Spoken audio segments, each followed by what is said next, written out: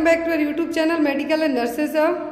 आज की क्लास है हमारी यहाँ पर सॉल्व आपका CHO का पेपर है। तो जो भी लोग क्लास में नए हैं प्लीज़ चैनल को सब्सक्राइब कर लें, क्लास को एंड तक ज़रूर वॉच आउट करें।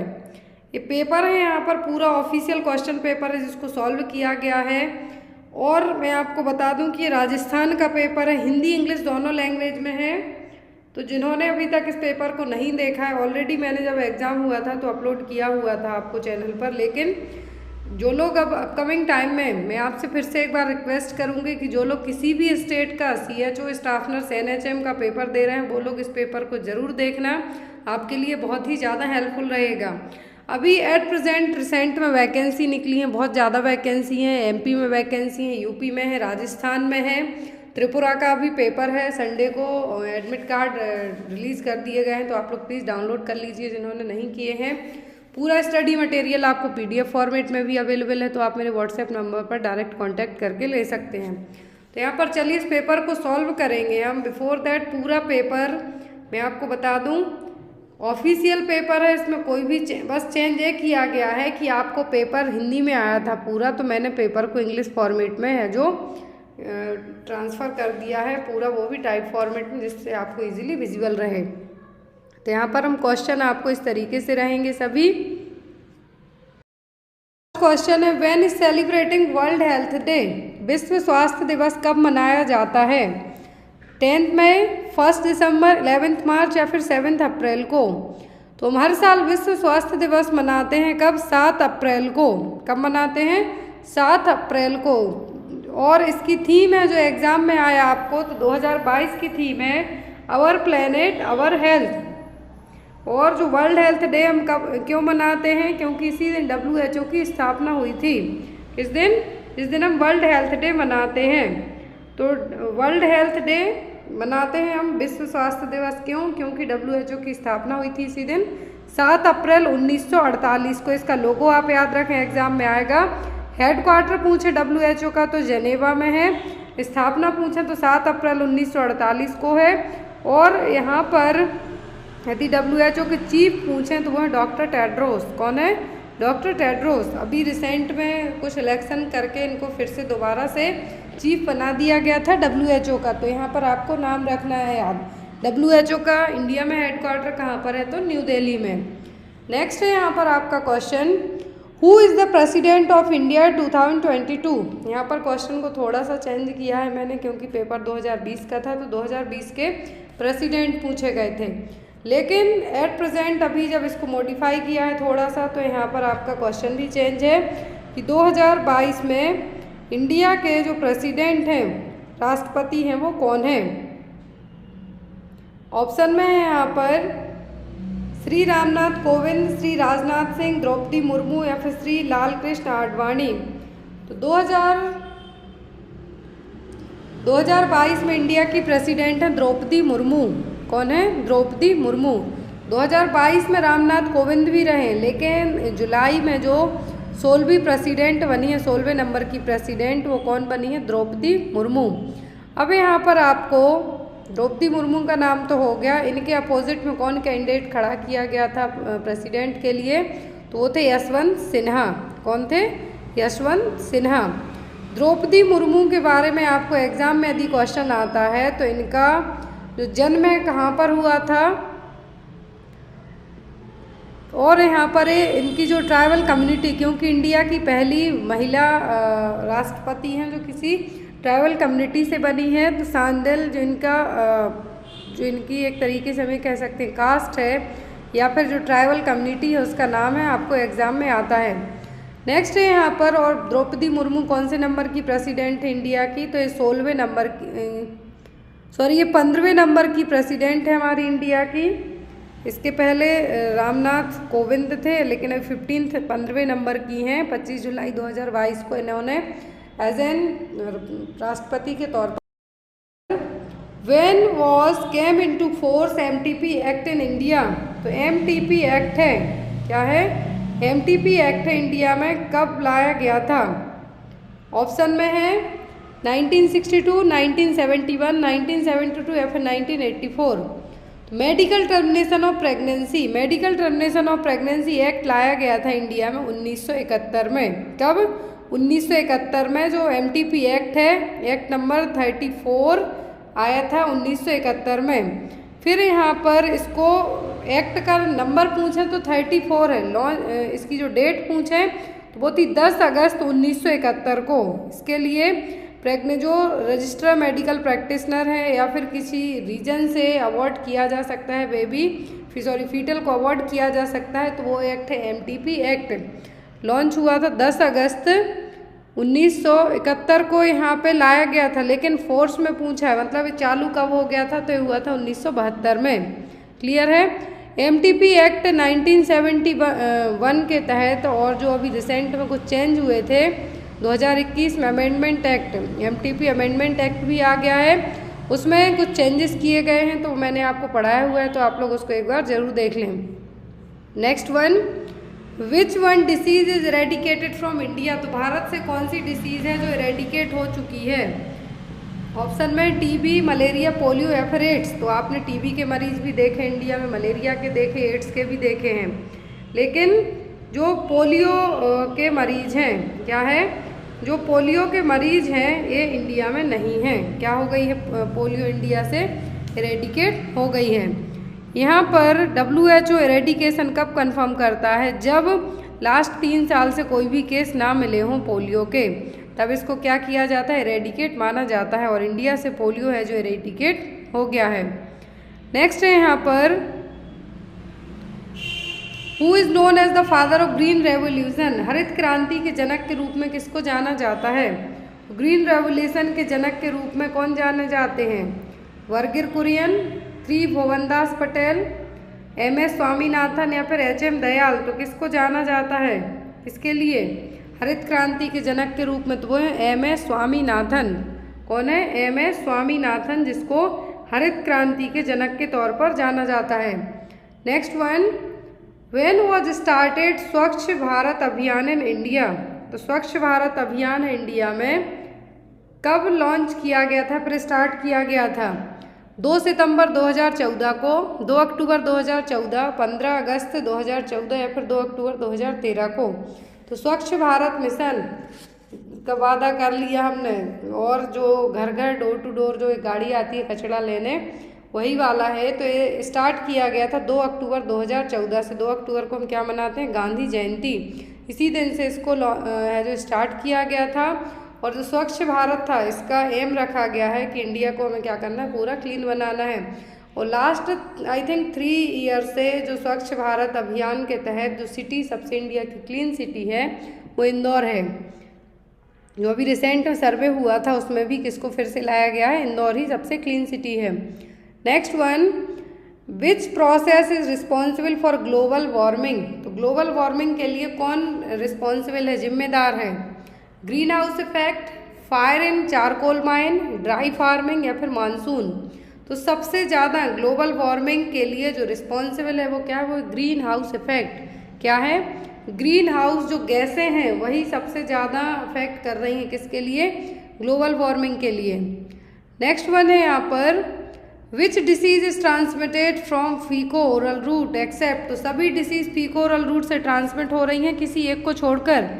ऑप्शन में मीजल्स, टाइफॉइड, कोलेरा या फिर हेपेटाइटिस ए। तो सारी डिसीज क्या हो रही हैं यहाँ पर? ट्रांसमिट होती हैं फीको ओरल रूट से किसी एक को बस छोड़कर। तो टाइफॉइड होगी फीको ओरल रूट से, साल्मोनेला टाइफी से, कोलेरा होगा विब्रियो कोलेरा नाम के बैक्टीरिया से, और इसका जो मोड ऑफ ट्रांसमिशन है वो क्या होता है? गंदा खाना पीना। हेपेटाइटिस ए भी फीको ओरल रूट से होगा। लेकिन मीजल्स है जो एयरबॉर्न इन्फेक्शन है, स्नीजिंग कफिंग के थ्रू इसका वायरस फैलेगा, तो ये क्या है? फीको ओरल रूट से ट्रांसमिट नहीं होगा। Next one, most common cause of death in diarrhoea. Diarrhoea के कारण सबसे ज़्यादा डेथ होती हैं वो किस रीजन से होंगी? डायरिया में क्या होगा? मोर देन 3 टाइम्स से ज़्यादा वाटरी स्टूल जाने लगेंगे, वो सिचुएशन कहलाती है डायरिया। अब यहाँ पर डायरिया में सिम्टम तो सब है, वॉमिटिंग होगी, एब्डोमिनल पेन होगा, डिहाइड्रेशन होगा, वीकनेस होगी। लेकिन डेथ है जो किस रीज़न से सबसे ज़्यादा चांसेस होंगे डायरिया में डेथ होने के, तो होता है डिहाइड्रेशन। बॉडी से पूरा फ्लूइड जब बाहर हो जाएगा तो वो कहलाएगा डिहाइड्रेशन। आपकी बॉडी क्या हो गई, डिहाइड्रेट हो गई। और मेन रीज़न यही होता है किसका, डायरिया में डेथ होने का। Next one, most common cause of under 5 mortality. Under 5 mortality का मतलब है कि 5 साल से कम एज के बच्चे की डेथ हो जाना। अंडर 5 का मतलब है 5 साल से कम एज के बच्चे की डेथ हो जाना। इसका मेन रीज़न क्या है, डायरिया है, निमोनिया है, मीजल्स है कि चिकन पॉक्स है। अंडर 5 मॉर्टेलिटी की बात यदि हम करते हैं तो सबसे ज़्यादा 5 साल तक के एज ग्रुप के बच्चों की जो डेथ होती है वो होती है निमोनिया के कारण। किसके कारण, निमोनिया के कारण सबसे ज़्यादा जो 5 साल तक के अंडर 5 मॉर्टेलिटी की बात हो रही है तो किसके कारण होगी, निमोनिया के कारण। डायरिया में जो चिल्ड्रंस जनरली जो ज़्यादा 5 साल से ज़्यादा के बच्चे होंगे उनमें आएगा, लेकिन अंडर 5 पूछते हैं, इन्फेंसी पीरियड पूछते हैं तो pneumonia. Next one, normal capillary time in children. बच्चों में जो कैपिलरी रिफिलिंग टाइम है वो कितना होता है, less than 1 second, less than 3 second, less than 5 second या फिर लेस देन 7 सेकेंड। जनरली जो कैपिलरी रिफिलिंग टाइम जिसको एनीमिया होता है उनमें थोड़ा डिले होता है, लेकिन यदि नॉर्मल रिफिलिंग टाइम की हम बात करें कैपिलरी टाइम की तो वो होता है लेस देन 3 सेकेंड। कितना, लेस देन 3 सेकेंड। आप चाहें तो अपना नेल्स को प्रेस कीजिए, आपको देखने को मिलेगा यदि विदिन 2-3 सेकेंड में ही आपका जो वापस से ब्लड है वहाँ पे वापस आपको पिंक टाइप से दिखाई देगा। दैट मीन्स आपका जो ब्लड है वो क्या है, नॉर्मल है, आपको एनीमिया वगैरह कुछ भी नहीं है।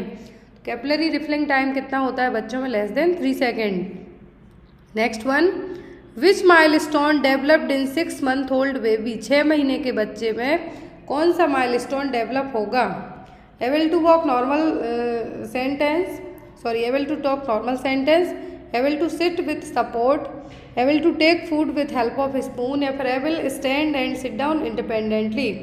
तो यहाँ पर जो बच्चा 6 महीने का है ना तो वो नॉर्मल सेंटेंस 2 साल में बच्चे बोल पाते हैं, फिर डिपेंड करता है, किसी में डिले डेवलपमेंट होता है, किसी में अर्ली होता है।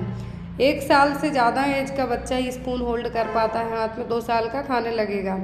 और यहाँ पर सिट डाउन इंडिपेंडेंटली तो ये जनरली 9 महीने के बच्चे कर पाते हैं। लेकिन यहाँ पर सिट विथ सपोर्ट 6 महीने के बच्चे का जो माइलस्टोन है, एटलीस्ट 6 महीने का बच्चा, आप ये नहीं कह सकते कि मेरी फैमिली में एक बेबी है वो 6 महीने में अच्छे से टिक के बैठने लगा या फिर कुछ भी, या फिर वो क्राउलिंग करने लगा, क्योंकि बच्चों का डेवलपमेंट अलग अलग डिपेंड करता है। लेकिन एक क्या है, एक बेसिक यहाँ पे माइलस्टोन बताया है तो वो कितना होगा, 6 महीने में बच्चा विथ सपोर्ट के बैठ पाएगा। Next one, normal weight of a newborn at birth in India. तो भारत में जन्म के समय नवजात का वजन कितना होता है, सामान्य wait, normal weight 1.5 to 2.5 kg, 2 to 3 kg, 2.5 to 3.5 kg या फिर 3 to 4 kg। तो इंडिया में eight the time of birth newborn baby का जो नॉर्मल वेट की बात हो रही है तो वो होता है 2.5 से 3.5 किलो तक, 2.5 to 3.5 kg।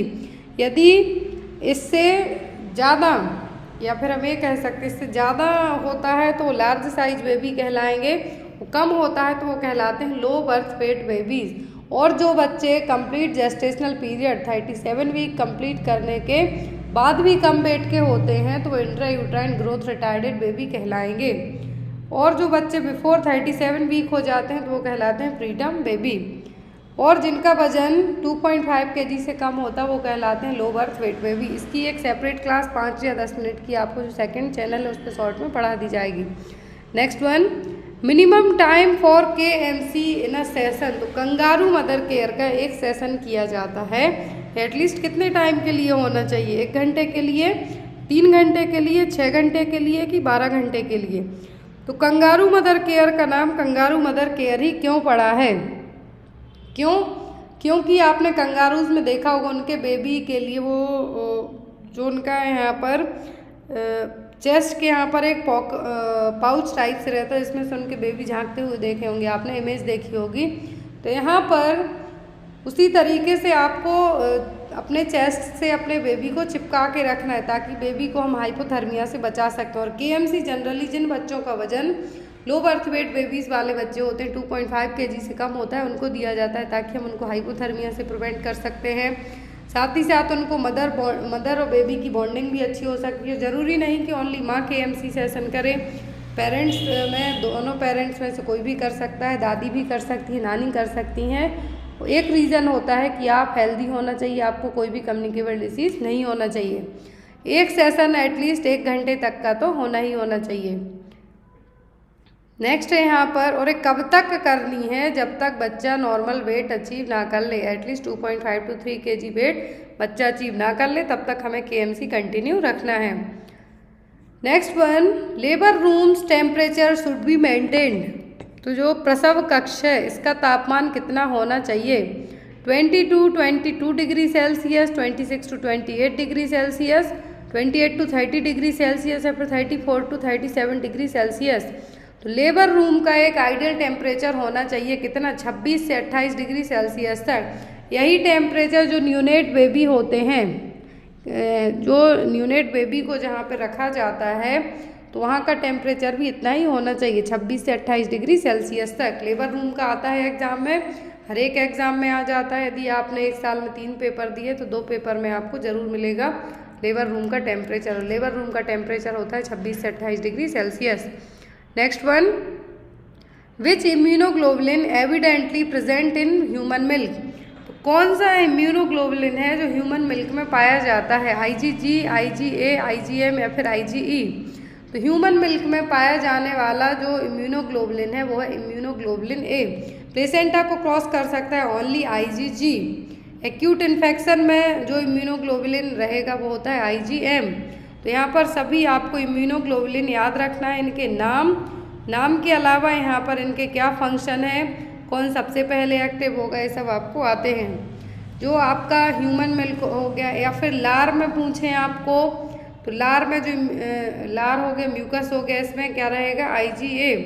और जो भी हाइपर सेंसिटिविटी रिएक्शन पूछते हैं तो उसमें एक्टिवेट होगा सबसे पहले IgE। क्लियर है? नेक्स्ट है यहाँ पर question, root of BCG vaccine. BCG टीके का मार्ग क्या है? दैट मीन्स आप इसको किस रूट से एडमिनिस्टर करेंगे? तो ऑप्शन में इंट्राडर्मल, सबक्यूटेनियस, IM या फिर IV। तो BCG वैक्सीन का रूट है इंट्राडर्मल। कौन सा है? इंट्राडर्मल रूट के थ्रू है जो BCG वैक्सीन एडमिनिस्टर की जाती है लेफ्ट अपर आर्म में। यहाँ पर लाइफ टाइम स्कार फॉर्मेशन का काम भी यही BCG वैक्सीन करती है। Eight the time of birth से लेके 1 मंथ तक इसका डोज अलग होता है, लेकिन बच्चे की एज 1 महीने से ज़्यादा हो जाए लेकिन 1 साल के अंदर तक ही दिया जाता है, तब डोज अलग दिया जाता है। नेक्स्ट है यहाँ पर, दिया क्यों जाता है? ट्यूबरक्लोसिस से प्रिवेंट करने के लिए। Next one, Koplik spots in the cardinal sign of. Koplik spots देखने को मिलेंगे किसमें? चिकन पॉक्स में, मीजल्स में, मम्स में कि पोलियो में? कॉप्लिक स्पॉट्स देखने को मिलते हैं किसमें? मीजल्स में। Next one, beneficiaries of ICDS scheme. तो ICD योजना के लाभार्थी कौन हैं? Less than 6 year old children, pregnant and lactating women, elderly person या फिर A&B। Integrated child development scheme. ICDS जो स्कीम है कब लॉन्च हुई थी? 1975 में। ICDS स्कीम को 1975 में लॉन्च किया गया था यहाँ पर। फिर इसके बाद यहाँ पर इसके बेनिफिशियर्स यदि आपसे पूछे जाते हैं एग्जाम में तो वो 6 साल से कम एज के बच्चे हैं, प्रेग्नेंट एंड लैक्टेटिंग वुमेन है। साथ ही साथ यहाँ पर आपको जो टारगेट बेनिफिशियर पूछे तो यहाँ पर 0 से 6 ईयर तक के बच्चे, लैक्टेटिंग मदर, प्रेग्नेंट वुमेन, 15 से 45 साल तक की एज ग्रुप की वुमेन यहाँ पे इंक्लूड हो जाएंगी आपकी, और एडोलेसेंट गर्ल्स।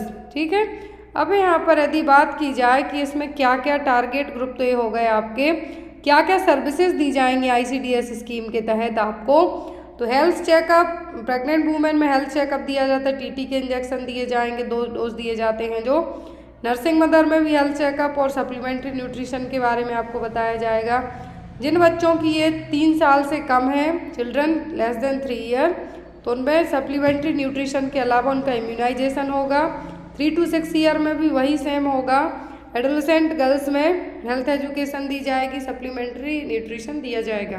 तो यहाँ पर बेनिफिशियर्स ग्रुप पूछे थे, दोनों हैं, एल्डर पर्सन नहीं है, बूढ़े वृद्ध यहाँ पे इंक्लूड नहीं है। नेक्स्ट है यहाँ पर लॉन्च पूछा तो कब हुई थी ICDS स्कीम 1975 में। Next one, rich source of calcium, निम्नलिखित में से कैल्शियम का समृद्ध स्रोत क्या है?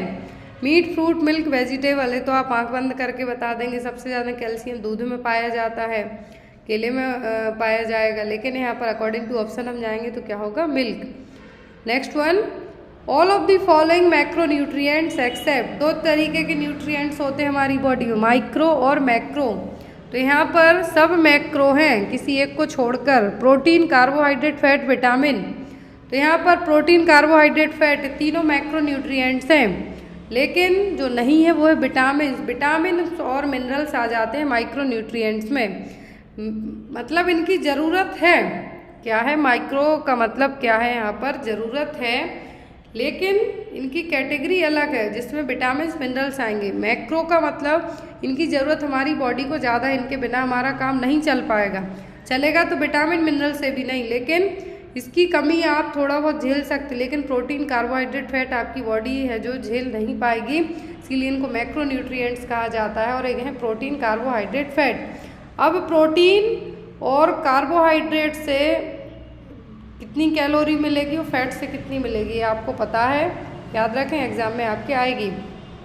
Next one, which one is the water soluble vitamin, तो दो तरीके के विटामिन होते हैं, एक जल में मिले दैट मीन्स वाटर सॉल्यूबल, दूसरे बसा घुलनशील विटामिन जिसको हम कहते हैं फैट सॉल्यूबल।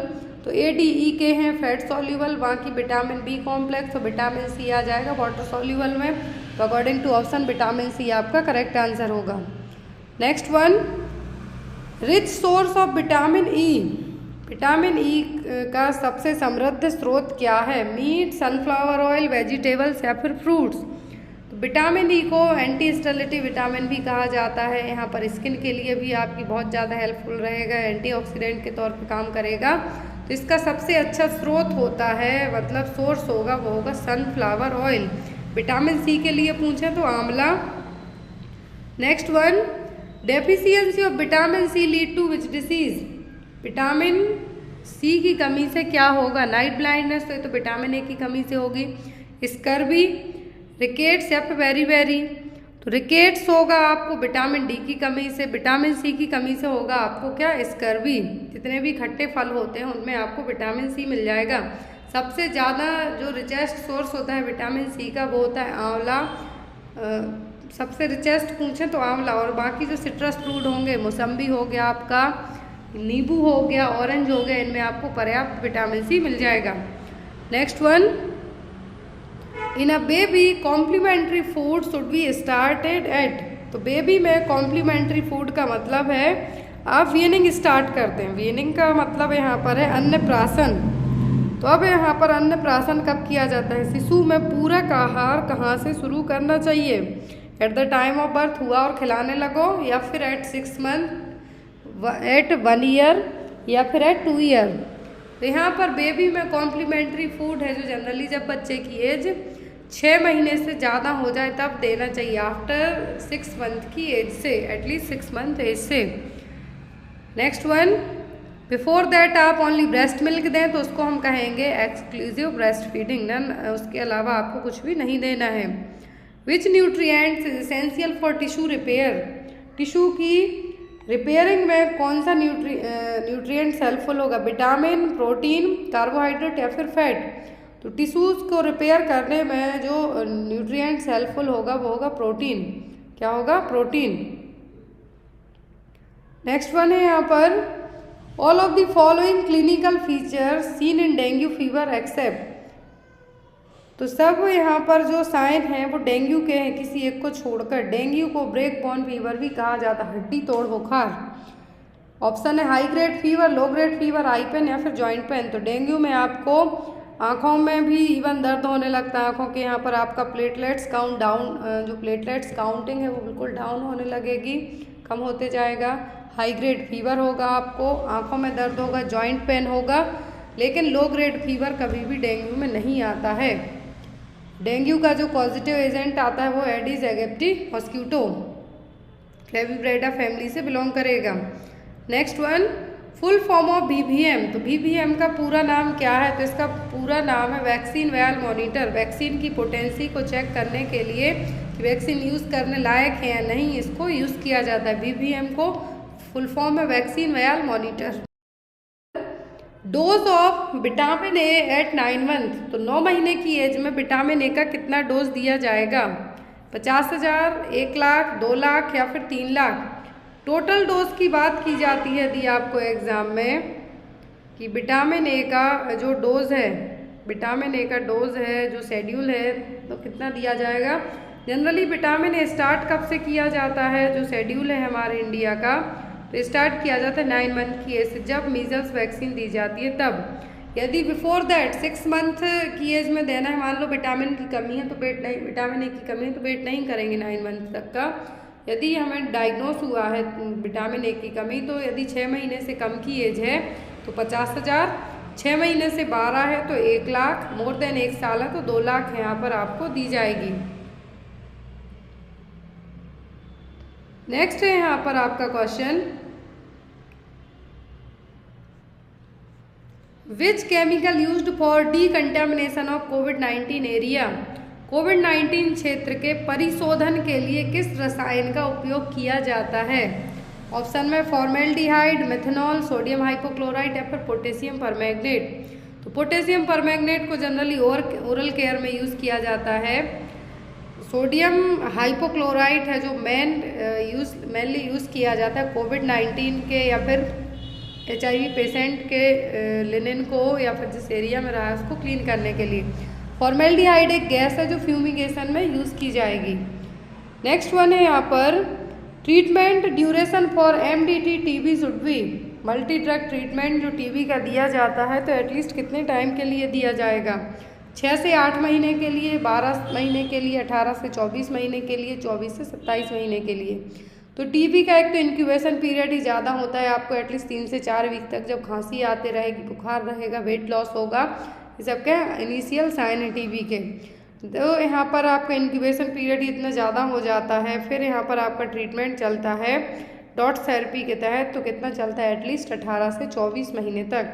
ये MDT ट्रीटमेंट है, ड्यूरेशन है इसका कितना होगा? 18 से 24 महीने, 1.5 साल से लेकर 2 साल तक।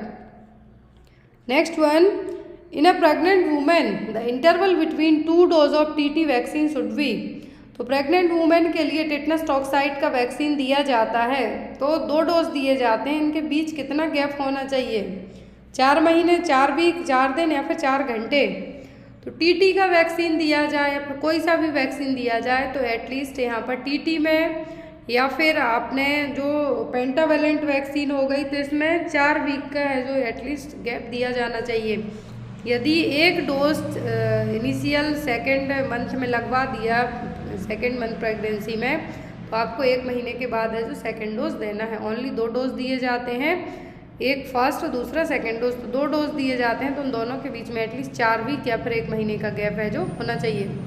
Next one, which vaccine given at the time of birth, तो कौन सी वैक्सीन है जो टाइम ऑफ बर्थ दी जाएंगी? तो at the time of birth दी जाती है BCG, OPV and hepatitis B vaccine. यदि 24 घंटे तक हेपेटाइटिस B वैक्सीन हम नहीं दे पाए, देन आफ्टर हमें हेपेटाइटिस B वैक्सीन नहीं देना है। विटामिन K का इंजेक्शन डिलीवरी के तुरंत बाद ही दिया जाता है बच्चे को हेमरेज से प्रिवेंट करने के लिए। Next one, causative organism of कोविड-19, तो कोविड-19 तो ये सबको टिप ऑफ टंग याद है। कोविड-19 का कॉज क्या है? वो virus, corona virus. Next one, total number of bones in human body, मानव शरीर में कुल कितनी हड्डियां हैं? तो मानव की शरीर में टोटल 206 हड्डियां हैं। नेक्स्ट है यहाँ पर, which test used for diagnosis of tuberculosis, तो TB को डायग्नोस करने के लिए कौन सा टेस्ट है जो यूज़ किया जाएगा? सिक टेस्ट तो होगा डिप्थीरिया के लिए, VDRL टेस्ट होगा सिफिलिस के लिए, एलिजा टेस्ट होता है वायरल इन्फेक्शन को डिटेक्ट करने के लिए होता है। लेकिन यदि आपको HIV के लिए पूछे तो HIV में एलिजा यूज़ किया जाता है, लेकिन कन्फर्मेटरी डायग्नोसिस पूछें तब आपको एलिजा और वेस्टर्न ब्लॉट टेस्ट हो तो आपको मार्क करना है वेस्टर्न ब्लॉट टेस्ट को, क्योंकि कन्फर्मेटरी पूछते हैं। तो यहाँ पर TB के लिए तो TB को डायग्नोस करने के लिए यूज़ किया जाएगा माउंटेक्स टेस्ट। PPD इंसर्ट की जाएगी इंट्राडर्मल रूट से आपके बॉडी के किसी भी एरिया में, स्पेशली हाथ में किया जाएगा। फिर 10 mm डायमीटर का ड्यूरेशन वहाँ पे एक सर्किल आपको बनाया जाएगा। यदि वो जो सर्किल बनाया गया है पेन से PPD इंसर्ट करने के बाद 10 mm की साइज़ का, यदि उससे ज़्यादा आपका फैलता है जो PPD इंजेक्ट किया है इंट्राडर्मली, दैट मीन्स आप TB पॉजिटिव हैं। और जो रीडिंग की जाती है वो आफ्टर 72 आवर के बाद है, जो क्लियर कट आपका रिजल्ट आ जाएगा कि आपको TB है या नहीं। Next one, largest gland in the human body. तो ह्यूमन ग्लैंड बॉडी की सबसे बड़ी ग्रंथि कौन सी है? पेंक्रियाज, स्प्लीन, लिवर या फिर एड्रिनल। तो ह्यूमन बॉडी की सबसे बड़ी ग्रंथि है लिवर। एंडोक्राइन पूछें तो थायराइड, ओनली ग्लैंड पूछें तो लिवर, सबसे बड़ा ऑर्गन पूछें तो skin. Next one, which hormone secrete by testis. तो टेस्टिस कौन सा हार्मोन सीक्रेट करेगी? टेस्टोस्टेरोन, TSH, कॉर्टिसोल या फिर इंसुलिन। तो टेस्टिस रिलीज करती है testosterone hormone. Next one, which in the form carbohydrate stored in the liver. तो लिवर में जो कार्बोहाइड्रेट स्टोर होता है किस फॉर्म में होगा? ग्लूकोज के, सुक्रोज के, गैलेक्टोज के या फिर ग्लाइकोजन के। ग्लाइकोजन के फॉर्म में लिवर में स्टोर होगा। आपकी बॉडी यूज़ करती ग्लूकोज फॉर्म, लेकिन स्टोर होगा ग्लाइकोजन फॉर्म में। सबसे ज़्यादा आपकी बॉडी का जो फैट है कहाँ पर होता है? वो होता है एडिपोज टिश्यू में। Next one, in a community first case of the disease is known as. Community में पहला केस क्या कहलाता है? प्राइमरी, इंडेक्स, सेकेंडरी केस या फिर कैरियर केस। तो दो तरीके के केस होते हैं, एक होता है प्राइमरी केस, दूसरा होता है index case. Primary case, index case, यहाँ पे आप जरूर कंफ्यूज होंगे। तो अब यहाँ पर जो फर्स्ट केस है कम्युनिटी में वो कहलाता है क्या? Index case. इंडेक्स केस का मतलब है यहाँ पर जो आपके डॉक्टर्स ने आइडेंटिफाई किया है वो आपका इंडेक्स केस। प्राइमरी केस का मतलब है किसी पर्सन को वो डिसीज़ हुई है लेकिन डॉक्टर ने कंफर्म नहीं की है, तो वो होगा प्राइमरी।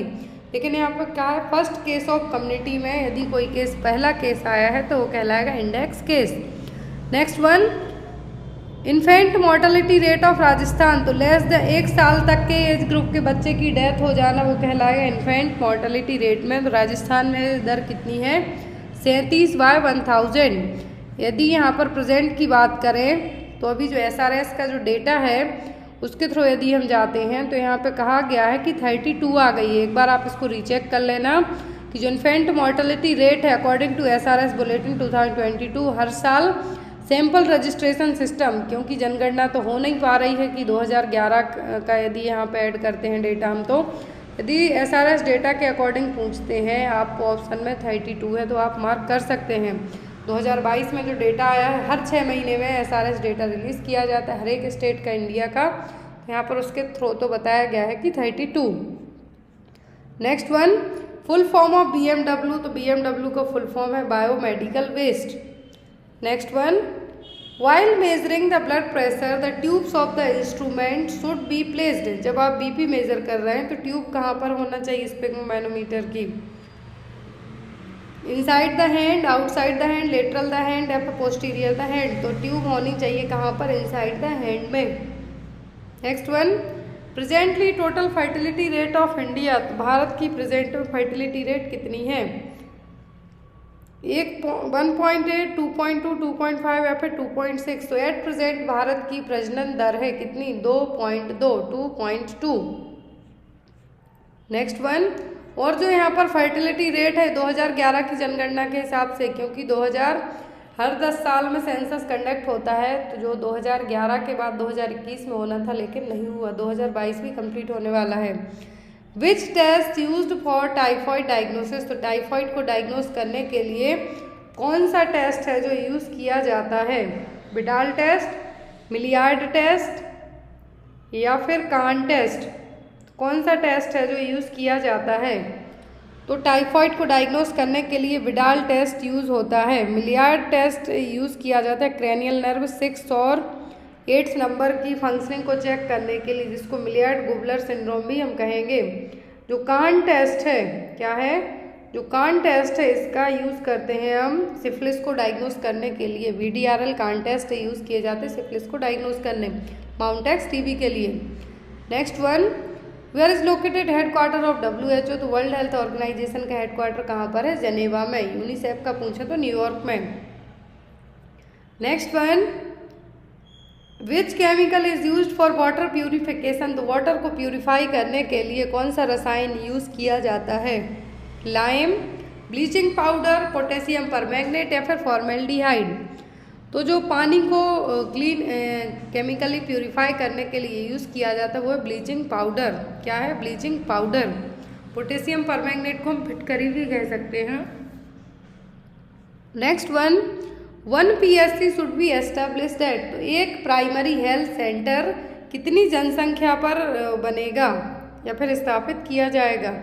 5,000 पॉपुलेशन, 50,000, 30,000 या फिर 10,000। तो एक प्राइमरी हेल्थ सेंटर होगा 30,000 पॉपुलेशन के लिए। किसके लिए? 30,000। प्लेन एरिया है 20,000, हिली पहाड़ी एरिया के लिए। सब सेंटर पूछें तो 3,000 जो पहाड़ी इलाका है उसके लिए, 5,000 जो प्लेन एरिया है। कम्युनिटी हेल्थ सेंटर पूछें दैट मीन्स CHC, 80,000 हिली ट्राइबल एरिया में। और यहाँ पर जो नॉर्मल इलाका है तो वहाँ पर कितना हो गए? 1,20,000 तक। Next one, presently MMR of Rajasthan पर when was conducted last census, तो आखिरी बार जनगणना कब हुई थी? सेंसस पर एक क्लास लेने वाली हूँ मैं, आपको कल रहेगी, जिसमें आपका census, SRS data, Tripura, Rajasthan, MP, UP सब जगह का सेंसस, जो SRS डेटा के अकॉर्डिंग अभी नई चीज़ें ऐड की गई हैं वो आपको पढ़ाई जाएंगी। तो सेंसस लास्ट टाइम जनगणना कब हुई थी? 2011 में। इसके पहले हर 10 साल में जनगणना होती आई है, लेकिन अभी 2021 में होनी थी, कोविड के कारण डिले हो गया, अभी पता नहीं कि अब कब होगी। Next one, how much population of India comprises to population of world, that means विश्व की कुल जनसंख्या में भारत की कितनी % जनसंख्या है? पूरे विश्व की जनता है जो, उसमें भारत का कितने % योगदान है जनता के मामले में? 7%, 12%, 17% या फिर 22%? पूरे इंडिया में यदि हम पूरे वर्ल्ड में, विश्व में बात करते हैं तो इंडिया की पॉपुलेशन अपनी हिस्सेदारी निभा रही है 17% की।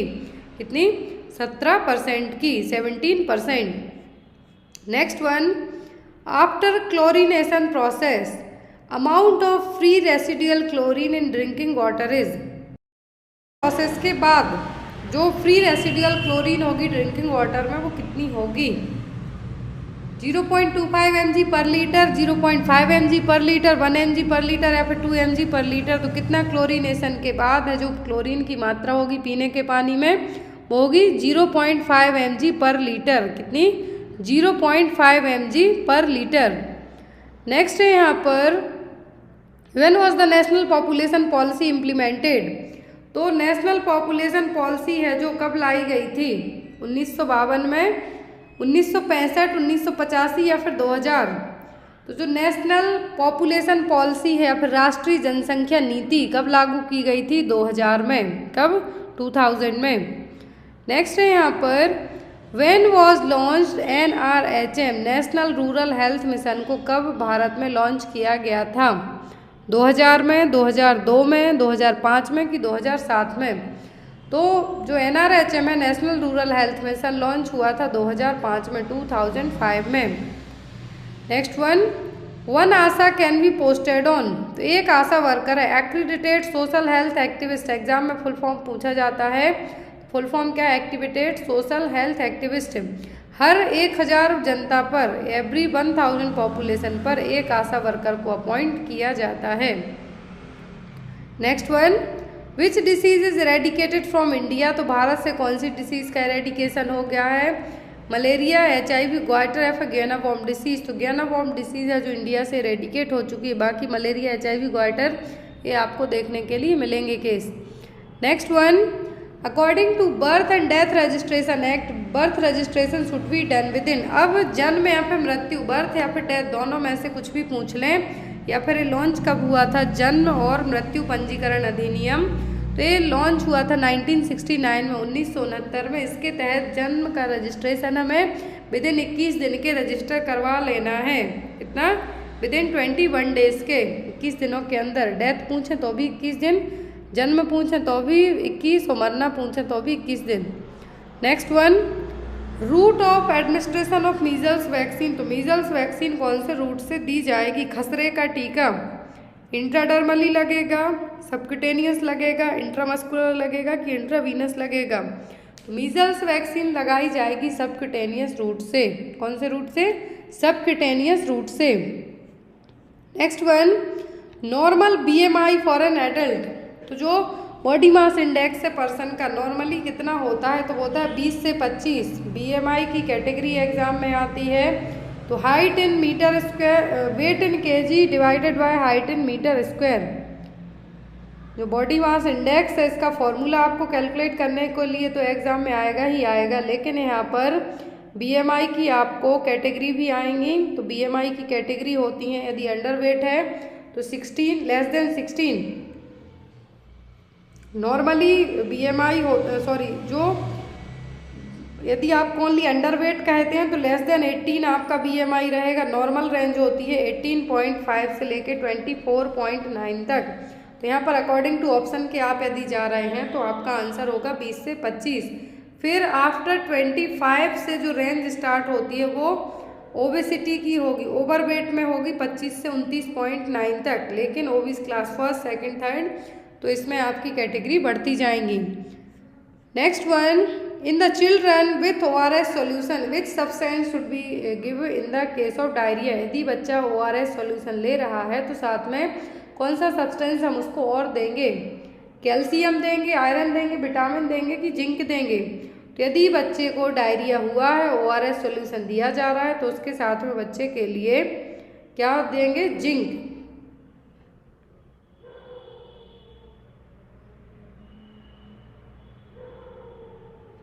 नेक्स्ट है यहाँ पर, which medicine commonly used in the PPH। Postpartum के लिए कौन सी दवाई यूज की जाएगी? ऑक्सीटोसिन, मिथार्जिन, मीफेप्रोस्टोल या फिर मीजोप्रोस्टोल? तो पोस्टपार्टम हेमरेज PPH प्राइमरी होगा, सेकेंडरी होगा? पोस्टपार्टम हेमरेज कंसीडर किया जाता है डिलीवरी होने के बाद यदि 500 ml से ज़्यादा ब्लड लॉस हो जाए तो वो होगा PPH।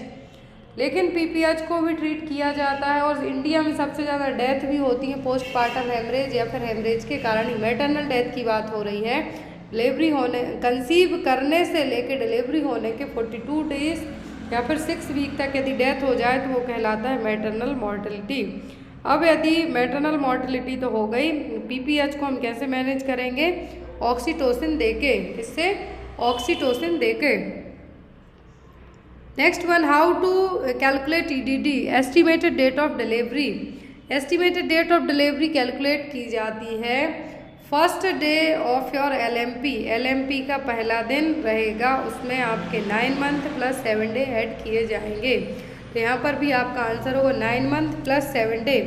LMP का पहला दिन, लास्ट मेंस्ट्रुअल पीरियड का पहला दिन plus 9 month plus 7 day add करके आपकी EDD कैलकुलेट की जाएगी।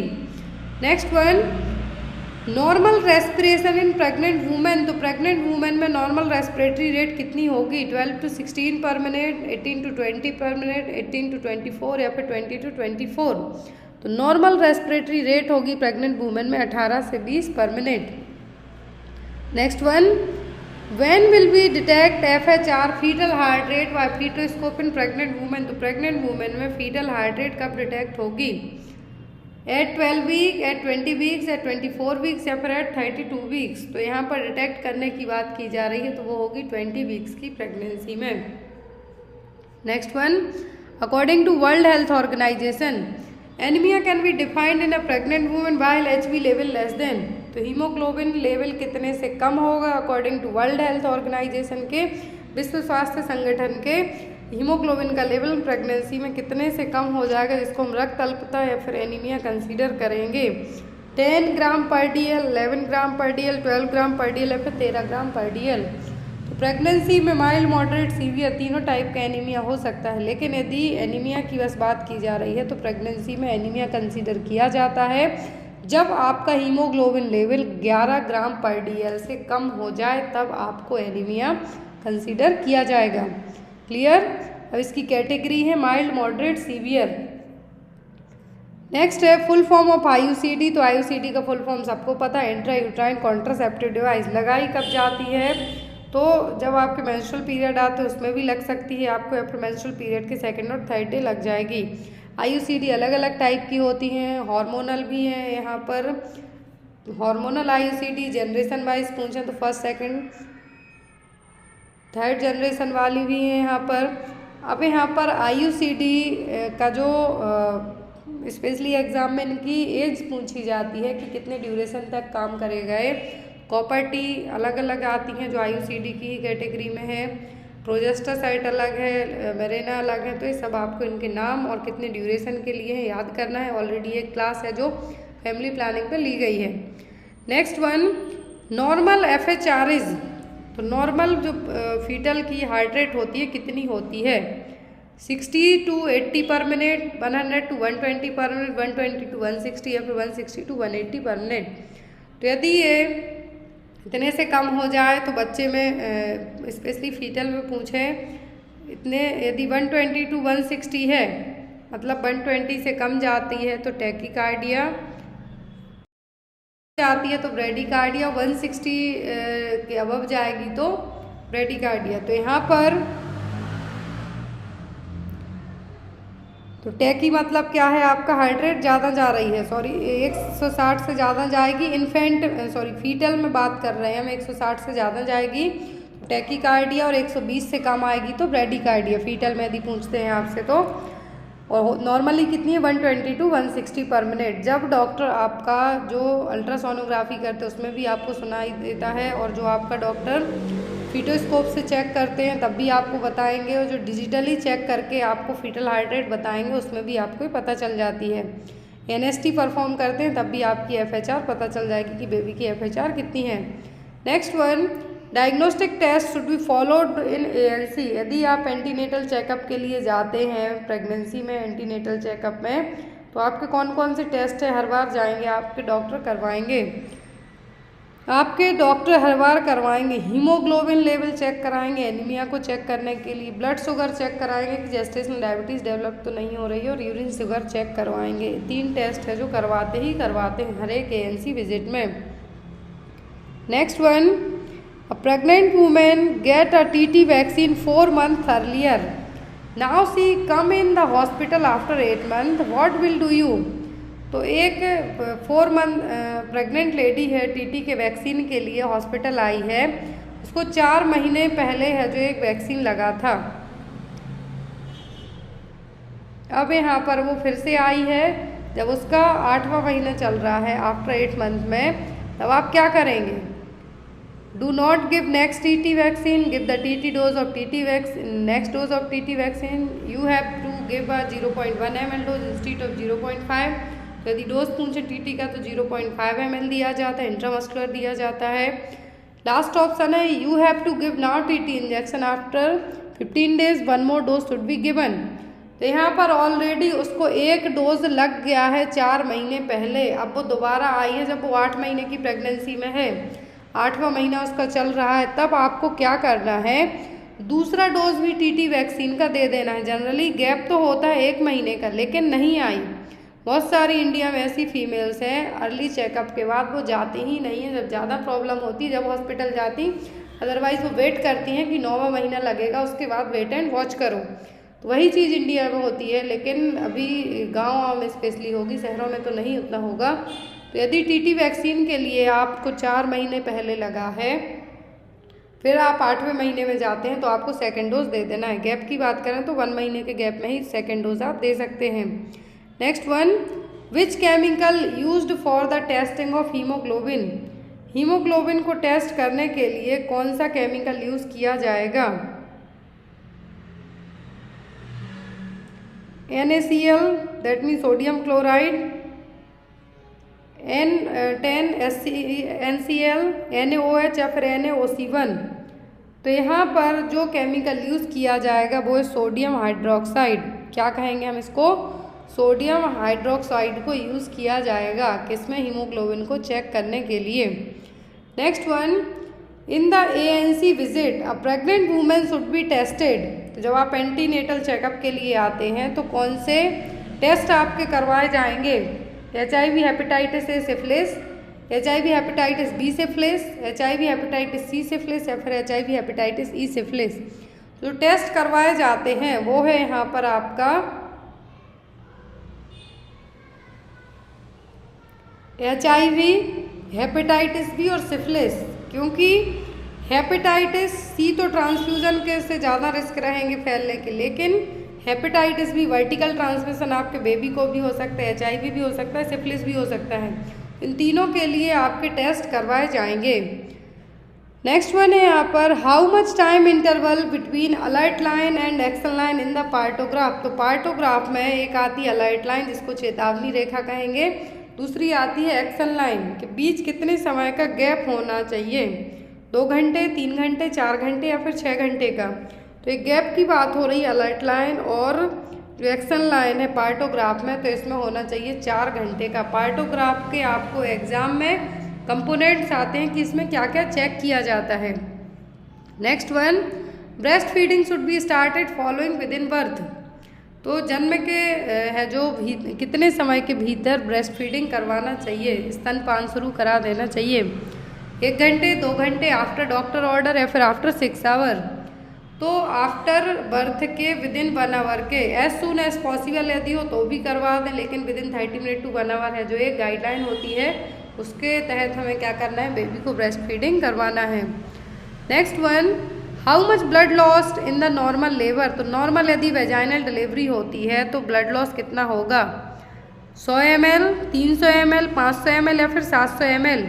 तो एक सामान्य प्रसव में कितने रक्त की हानि होती है, ब्लड लॉस होता है तो 500 ml। यदि इससे ज़्यादा हो जाए तब हम कहेंगे पोस्टपार्टम हेमरेज या फिर पोस्टपार्टम ब्लीडिंग। ठीक है, नॉर्मली कितना होता है 500 ml। Next one after labour the placenta should be discarded in. Labour के बाद प्लेसेंटा को आप कौन से बैग में डिस्कार्ड करेंगे, येलो, रेड, ब्लैक या फिर ब्लू बैग। प्लेसेंटा से 10-15 क्वेश्चन आते हैं। वेट आएगा तो 500 ग्राम कहना है, यदि 1/6 आपको ऑप्शन में तो 1/6 मार्क कर दें बेबी के, और प्लेसेंटा के वेट में 1/6 का है जो रहेगा। और यदि शेप पूछे तो डिस्क्वाइड शेप का रहेगा। दो इसकी सरफेस होंगी मैटरनल और फीटल। मैटरनल सरफेस जनरली खुरदुरी रहेगी, रफ होगी, लेकिन फीटल सरफेस शाइनी रहती है। और प्लेसेंटा को डिस्कार्ड करने की बात आ रही है तो एनाटॉमिकल वेस्ट में आएगा और इसको हम डिस्कार्ड करेंगे किसमें, येलो कलर के बैग में।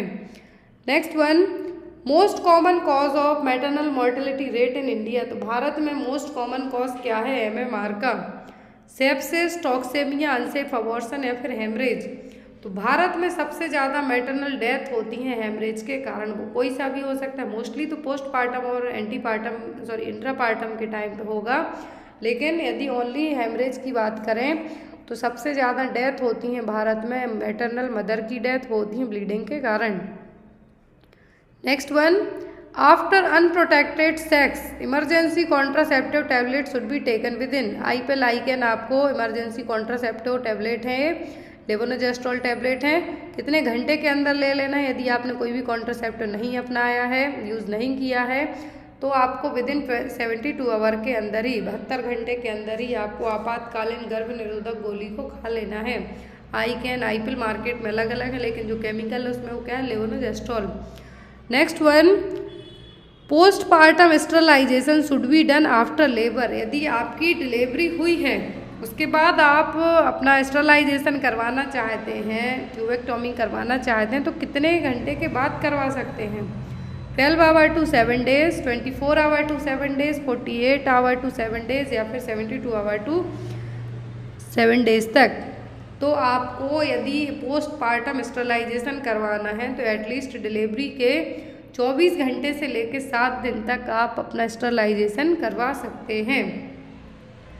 नेक्स्ट वन क्यों, क्योंकि आपको जो डॉक्टर हैं वो ऑब्जर्वेशन इनिशियल आफ्टर डिलीवरी तुरंत तो नहीं करेंगे, क्योंकि आपको ऑब्जर्व करेंगे कि आपको कुछ ब्लीडिंग नहीं तो नहीं हो रही, कुछ और अदर साइन तो नहीं है, लेकिन आफ्टर 24 आवर्स के बाद आप अपना स्टरलाइजेशन करवा सकते हैं, परमानेंट फैमिली प्लानिंग कर सकते हैं। Next one after vasectomy additional contraceptive method should be used up to.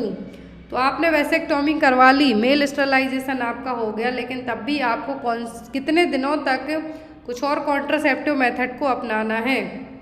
1 महीने तक, 2 महीने तक, 3 महीने तक कि 5 महीने तक। यदि आपने वैसेक्टॉमी करवाई है तो उसके 3 महीने तक आपको कोई अदर कॉन्ट्रासेप्टिव मेथड को भी अपनाना है, अदरवाइज इसके फेल होने के चांसेस रहेंगे। इसीलिए 3 महीने या फिर 90 दिन तक आप कोई और मेथड अपनाएं। Next one, levonorgestrel LNG IUCD should be changed every. Levonorgestrel LNG जिसको हम कहेंगे कि हर कितने साल में इसको हमें बदलना है, 5 साल में, 10 साल, 15 या फिर 20 साल में। तो LNG हमें हर 5 साल में चेंज करनी होगी। इसकी जो ड्यूरेशन टाइम है वो कितना होगा, 5 साल तक का। यदि आप 5 साल के पहले ही बच्चा कंसीव करना चाहते हैं तो आप इसको उसके पहले भी रिमूव करवा सकते हैं, लेकिन इसका ड्यूरेशन है एफिकेसी वो कितनी है, 5 साल तक। Next one, how long effective NETEN norethisterone enanthate contraceptive. तो जो निटेन है ये कितने टाइम के लिए इफेक्टिव रहेगी।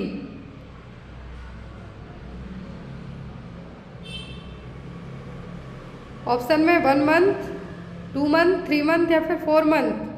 तो जो निटेन है कॉन्ट्रासेप्टिव ये कितने टाइम के लिए इफेक्टिव रहेगी, तो ये रहेगी 2 महीने के लिए। कितना, 2। नॉर एथिस्ट्रॉन एथेंटेट है जो कि 2 मंथ में आपको हर 2 महीने में हार्मोनल कॉन्ट्रासेप्टिव और प्रोजेस्टेरॉन हार्मोन इसमें रहेगा।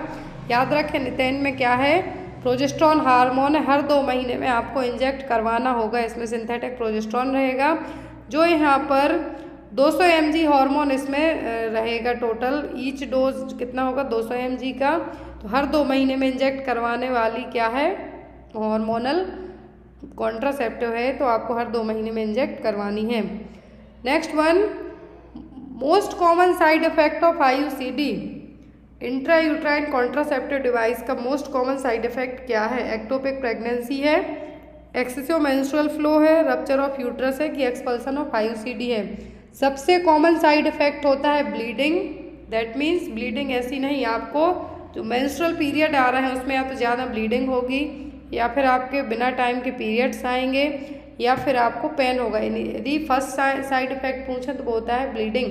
अकॉर्डिंग टू ऑप्शन वो क्या होगा, एक्सेसिव मेंस्ट्रुअल फ्लो।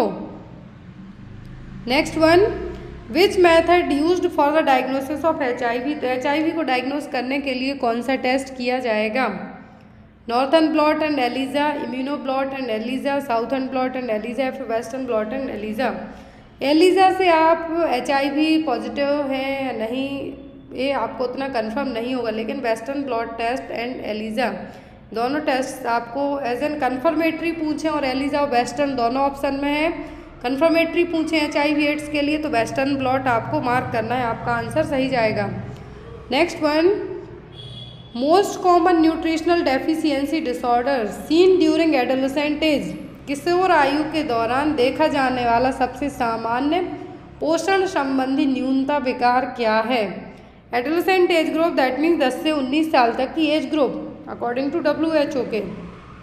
अब इस एज ग्रुप में सबसे ज़्यादा क्या देखने को मिलता है, आयरन की कमी से एनीमिया होना, हाइपोथायरॉयडिज्म, कैल्शियम डेफिशिएंसी या फिर जिंक की कमी।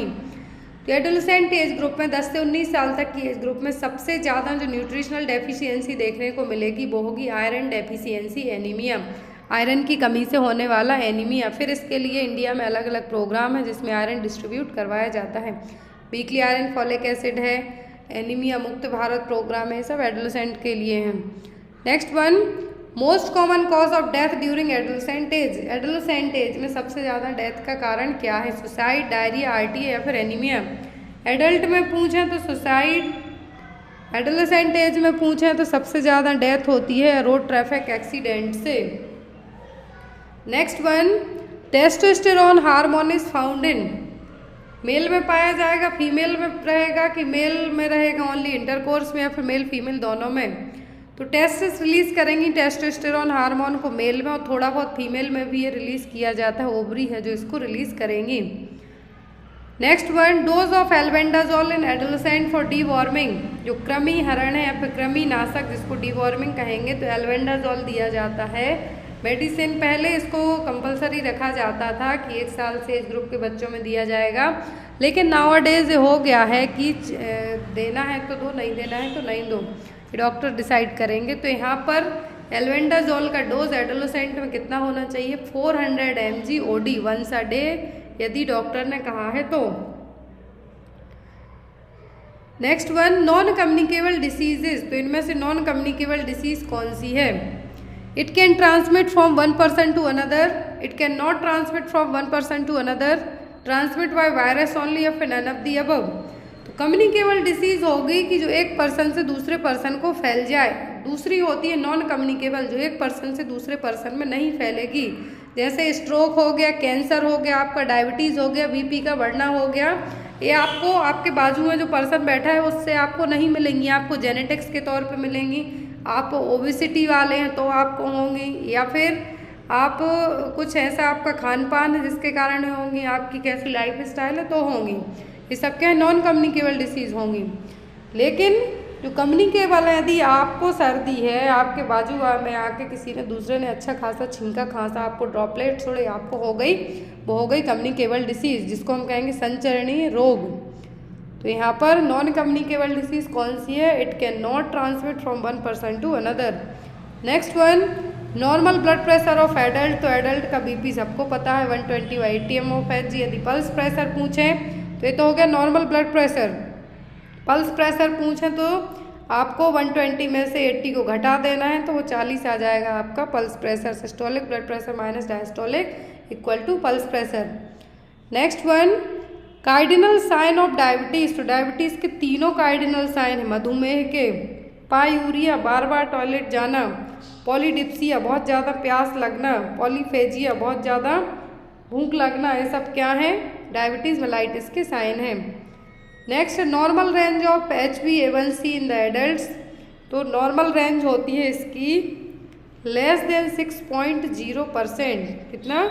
Less than 6.0%। Next one, diabetes mellitus can be considered if random blood sugar level more than. तो रैंडम ब्लड शुगर लेवल कितने से ज़्यादा होगा जब डायबिटीज़ कंसिडर किया जाएगा? 80 से 100 mg/dl, 100 to 140 mg/dl, more than 140 mg/dl या फिर मोर देन 200 mg/dl। तो रैंडम ब्लड शुगर की बात हो रही है, 200 mg/dl से ज़्यादा जाएगा तभी डायबिटीज़ मेलाइटिस कंसिडर किया जाएगा, माना जाएगा। नेक्स्ट है यहाँ पर most common complication of diabetes. Diabetes mellitus का सबसे ज़्यादा और कॉमनली होने वाला कॉम्प्लिकेशन कौन सा है? गैलेक्टोसीमिया, हाइपरग्लाइसीमिया, हाइपोग्लाइसीमिया, फिर स्ट्रोक। तो डायबिटीज़ का सबसे कॉमन कॉम्प्लिकेशन होगा ग्लूकोज का लेवल बढ़ जाना, क्या है? Hyperglycaemia. Next one, how does cancer spread in human body. तो कैंसर आपको कैसे फैलेगा? स्किन से, by the lymphatic system, by the blood, या फिर B and C। तो ह्यूमन बॉडी में कैंसर लिम्फेटिक सिस्टम से जो ड्रेनेज है उससे भी हो सकता है, ब्लड से भी आपको फैल सकता है। Next one, cause of the cancer of breast except. तो सभी ब्रेस्ट कैंसर के रीजन है किसी एक को छोड़कर। Late menopause, that means after 55 year के बाद आपका मेनोपॉज आ रहा है। मेनोपॉज का मतलब पीरियड्स आना स्टॉप हो जाना। हैवी वेट भी एक कारण आपका हो सकता है।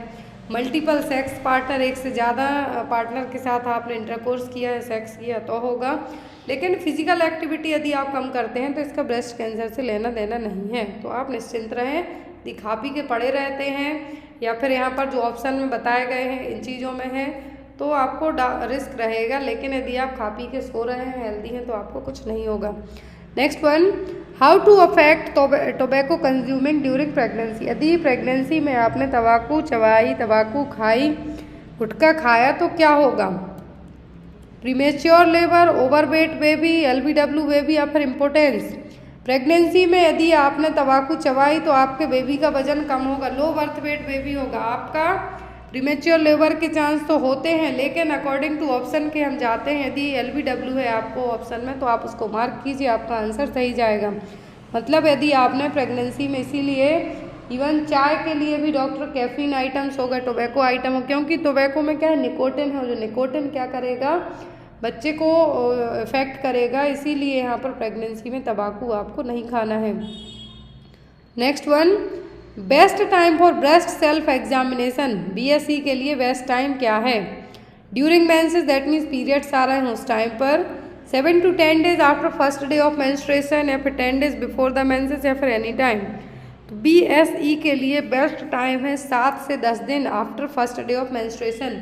मेंस्ट्रुएशन ख़त्म होने के बाद से लेके 7 से 10 दिन का टाइम है जो यहाँ पर आपका, उसमें आप ब्रेस्ट सेल्फ एग्जामिनेशन कर सकते हो। आफ्टर 25 ईयर के बाद ही करना चाहिए।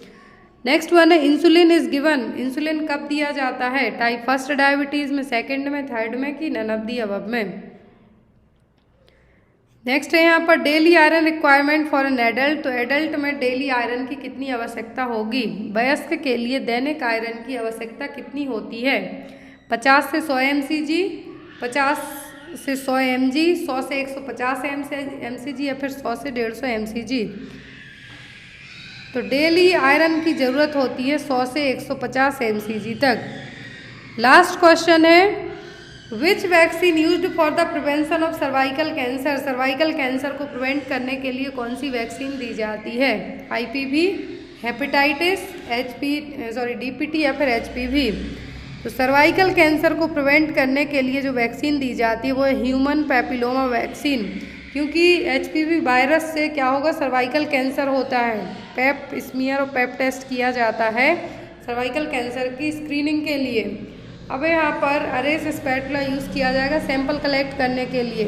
सर्वाइकल कैंसर को प्रिवेंट किससे किया जाएगा? HPV वैक्सीन देके। तो आई होप आपको ये क्वेश्चन पेपर अच्छा लगा, और इसी तरीके के पेपर आप दोनों फॉर्मेट में, मतलब हिंदी इंग्लिश में चाहते हैं तो कमेंट बॉक्स में ज़रूर कमेंट करना। Thank you for watching us, bye bye, take care, good night.